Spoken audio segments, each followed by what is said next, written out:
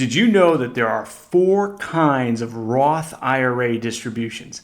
Hi, this is financial planner Sean Mullaney. Let's discuss.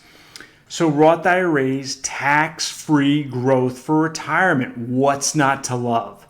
But here's the thing, you can't just say that every distribution ever from a Roth IRA is fully tax and penalty free. And that's because Congress has a concern. It's this, that Roth IRAs might be rated before people get to retirement age, and then they get to retirement and they're not going to have enough for retirement. So what they do is they put some bells and whistles on it, but generally speaking, the rules are taxpayer favorable. But let's go over it, right? So there are 4 kinds of Roth IRA distributions, and the first is everybody's favorite kind. It's a qualified distribution. If you get a qualified distribution from a Roth IRA, it is fully tax-free and fully penalty-free. So we love that, right? And the main way folks qualify for a so-called qualified distribution is by meeting 2 requirements. Those 2 requirements are being at least 59 and a half years old or older, and 2, having owned a Roth IRA for at least 5 years. Now here's the thing. In this case, tax rules dovetail very nicely with tax planning. Why is that? Because we want money to stay in Roth IRAs, generally speaking, for as long as possible. We want that money to bake tax-free for as long as possible. So in many cases, we may not want to touch a Roth IRA until we're after 59 and a half years old and after decades of ownership, much less 5 years. So that's our favorite first type of Roth IRA distribution, qualified distribution. Well, what if you don't qualify for a qualified distribution? Well, then you have a non-qualified distribution, and there are 3 types of those. To figure out which type of those we have, if we don't have a qualified distribution, we have to look at the ordering rules. The Roth IRA rules have very specific ordering of distributions, and what they set up is 3 separate layers. The first layer is old Roth IRA annual contributions. The second layer is any old Roth IRA conversions where we've moved money from, say, a 401k or a traditional IRA into a Roth IRA. And then the third layer is any growth that occurs inside our Roth IRA. That's referred to as earnings. And there's another rule that generally turns out to be very taxpayer favorable, which says, look, one layer has to come out first before a subsequent layer can be touched at all, right? And so the first layer that has to come out first is our second type of Roth IRA distribution, a return of annual contributions. Now, these are always tax-free and penalty-free. There's no 5-year clock that applies to a distribution of old Roth IRA annual contributions. And they always come out tax and penalty free. So we really like those 2, although, like I said earlier, we may want to keep that money in the Roth IRA to get even more tax-free growth.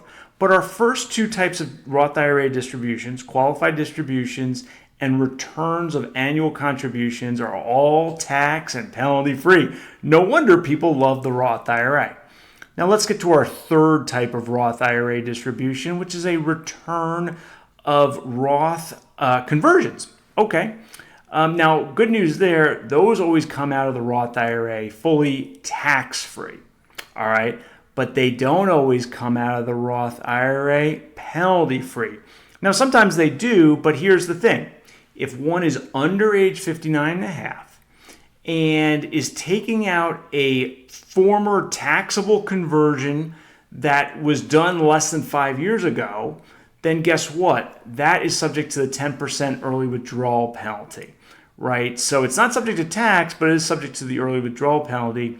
The main 2 ways we avoid that on withdrawing old or conversions is either by being over age 59 and a half. The second we're over age 59 and a half, we don't have to worry about a distribution now causing us the 10% early withdrawal penalty. Or we just make sure that it's been more than 5 years since since that Roth conversion that we're now taking out. Okay, so that's our third type of Roth IRA distribution, return of Roth conversions, never subject to tax, can be subject to the early withdrawal penalty. All right, well, what about our fourth type of distribution? Well, that's a return of Roth IRA earnings. And the bad news with that is they are always subject to income tax, right? To ordinary income tax, Roth earnings, always subject to that. But, in terms of that early withdrawal penalty, we have to figure out, are we over 59.5 or not? If we're over 59.5, then we're never subject to that early withdrawal penalty, including on withdrawal of Roth earnings. But maybe we're under 59.5, and then the default rule is we're subject to the early withdrawal penalty. But we can look at the IRS. There's an IRS website which lists in the Internal Revenue Code there's several exceptions other than being over 59.5. So maybe we can get out of that penalty. Now, here's the thing about Roth earnings. It sounds scary. I'm going to be subject to an income tax and, oh, by the way, possibly the 10% penalty, assuming I'm under 59.5. But the thing is, in order to ever get a distribution of Roth earnings, you have to withdraw all of your old annual contributions first and then all of your old Roth conversions.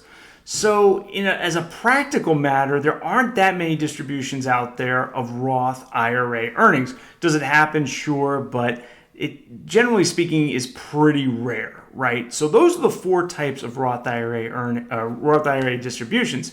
Now, some out there in the audience might be saying, well, wait a minute, Sean, aren't you missing one, right? Aren't you missing a corrective distribution from a Roth IRA? And yes, there is, in fact, a Roth IRA corrective distribution. This happens, say, early in the year, you make an annual contribution to the Roth IRA.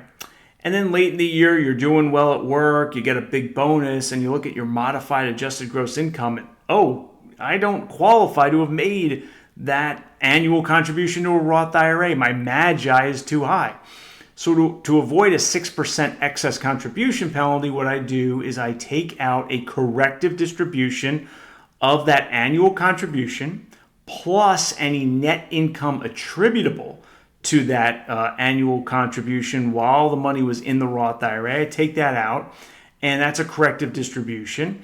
And in fact, that is coming from my Roth IRA. But here's the thing, there's a regulation that says, well, corrective distributions from Roth IRAs are treated as never having been contributed to the Roth IRA, and they're also treated as never being distributed from a Roth IRA. So under the tax rules, there's a fiction that a corrective distribution is not a distribution from a Roth IRA, interestingly enough. Now, I know sometimes these Roth IRA distribution rules can be daunting. I've got a long blog post that I'm going to link to in the comments below, or in the description below, with a lot of information about them. And at the end, it's got this little summary chart about the 4 different types of Roth IRA distributions.